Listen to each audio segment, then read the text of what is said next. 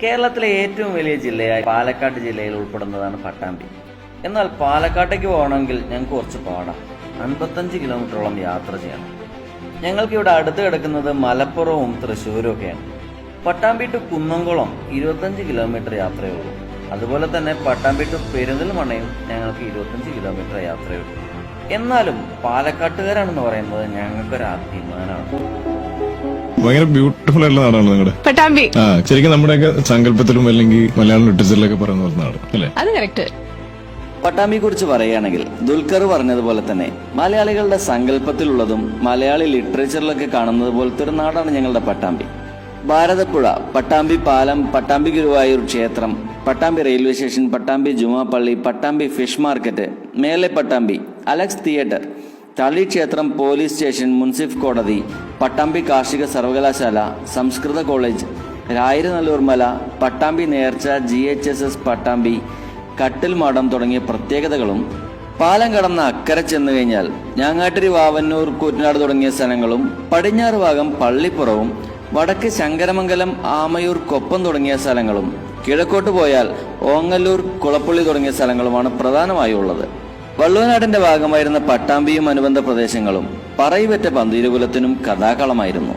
E Sreedharan, Akkitham, MT Vasudevan Nair, VT Bhattathiripad, major Ravi, Govind Padmasurya, Anumol, Manikandan Pattambi, Kalamandalam Gopi, MG Sasi തുടങ്ങിയ കലാകാരന്മാരുടെ നാടും കൂടിയാണ് പട്ടാമ്പി. കൊപ്പം, കുലുക്കല്ലൂർ, മുതുതല, നെല്ലായ, ഓങ്ങല്ലൂർ, പരുതൂർ, പട്ടാമ്പി, തിരുവേഗപ്പുറ, വല്ലപ്പുഴ, വിളയൂർ തുടങ്ങിയവയാണ് പട്ടാമ്പി താലൂക്കിന് കീഴിൽ വരുന്ന വില്ലേജുകൾ. തൃശൂർ ജില്ലയിലെ കുന്നംകുളം, ഗുരുവായൂർ, ദേശമംഗലം, പെരുമ്പിലാവ്, മലപ്പുറം ജില്ലയിലെ എടപ്പാൾ, പൊന്നാനി, കുറ്റിപ്പുറം, വളാഞ്ചേരി, പുലാമന്തോൾ, പെരിന്തൽമണ്ണ, പാലക്കാട് ജില്ലയിലെ ഷൊർണൂർ, ചെർപ്പളശ്ശേരി, ഒറ്റപ്പാലം എന്നീ നഗരങ്ങളും പട്ടാമ്പിയുടെ സമീപ നഗരപ്രദേശങ്ങളാണ്. ഞാൻ നേരത്തെ പറഞ്ഞതുപോലെ ജില്ലാ ആസ്ഥാനമായ പാലക്കാട്ടേക്ക് 55ഓളം കിലോമീറ്റർ ദൂരമുണ്ട് പട്ടാമ്പിയിൽ നിന്ന്. പാലക്കാടിന്റെ പടിഞ്ഞാറ് ഭാഗത്ത് സ്ഥിതി ചെയ്യുന്ന പട്ടാമ്പി തൃശ്ശൂരുമായും മലപ്പുറമായും അതിർത്തി പങ്കിടുന്നതിനാൽ തന്നെ ഒരു വാണിജ്യ നഗരമാണ് പട്ടാമ്പി. പട്ടാമ്പിയെ കുറിച്ച് കൂടുതൽ പറയാനാണെങ്കിൽ പട്ടാമ്പിയുടെ വിസ്തീർണം 15.84 ചതുരശ്ര കിലോമീറ്റർ ആണ്. പട്ടാമ്പിയുടെ ജനസംഖ്യ എന്ന് നോക്കുകയാണെങ്കിൽ 22,108 ജനസാന്ദ്രത, അതായത് 1 ചതുരശ്ര കിലോമീറ്ററിൽ ജീവിക്കുന്നവർ 1396 പേരാണ്. ഇപ്പോഴത്തെ പട്ടാമ്പി MLA മുഹമ്മദ് മുഹസിനാണ്. 2013 കോൺഗ്രസ് ഭരണകാലത്ത് അന്നത്തെ ധനകാര്യമന്ത്രിയായിട്ടുള്ള KM മാണി സാർ 12 പുതിയ താലൂക്കുകൾ കൂടി പ്രഖ്യാപിച്ചു. അങ്ങനെ പുതുതായി പ്രഖ്യാപിക്കപ്പെട്ട 12 താലൂക്കുകളിൽ ഒന്നായിരുന്നു പട്ടാമ്പിയും.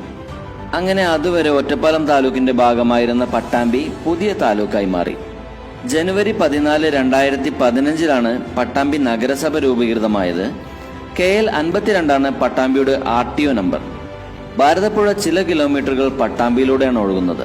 ഇക്കാര്യം പലർക്കും അറിയാമായിരിക്കാം. കാരണം എന്താണെന്ന് വെച്ചാൽ പ്രളയകാലത്ത് പട്ടാമ്പിയും പട്ടാമ്പി പുഴയും ഭാരതപ്പുഴയും എല്ലാം ഒരു ന്യൂസായിരുന്നു. ഭാരതപ്പുഴയെ ഭാരതപ്പുഴ എന്നും പട്ടാമ്പി പുഴ എന്നെല്ലാം വിളിക്കുമെങ്കിലും ഞങ്ങൾക്കത് നിളയാണ്, ഞങ്ങളുടെ സ്വന്തം നിള. നല്ല ജോറായി മഴ പെയ്തുകൊണ്ടിരിക്കുമ്പോൾ പാലത്തിന് മുകളിൽ നിന്ന് നിളയൊന്ന് കാണണം. എൻ്റെ സാറേ, കഥയല്ല, കവിതയല്ല, ചിലപ്പോൾ നമ്മളൊരു കവിത സമാഹാരം പോലെ എഴുതി പോവും.